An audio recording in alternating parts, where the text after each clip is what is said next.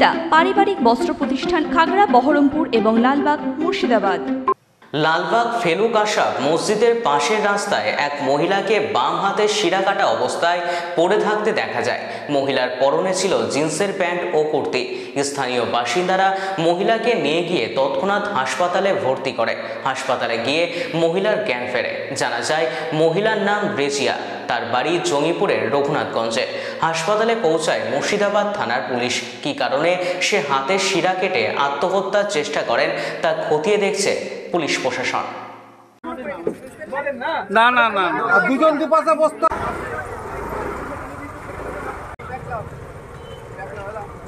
চলো চলো চলো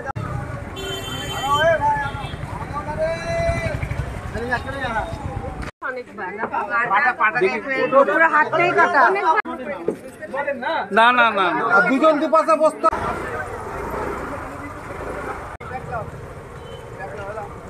চলো চলো চলো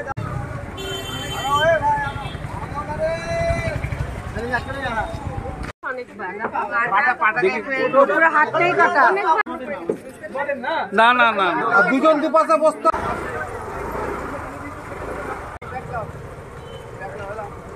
চলো চলো চলো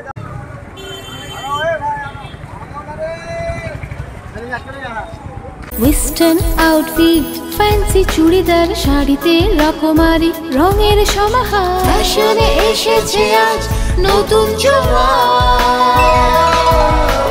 সুনিতা সুনিতা তোমার আমার আজ পুজোর হাওয়া নতুন চাওয়া পোশাকের আমি সুনিতা মন ছুঁয়ে যায়। সুনিতা সুনিতা সুনিতা সবার। সুনিতা 309 নেতাজি রোড, খাগড়া বহরমপুর, মুর্শিদাবাদ।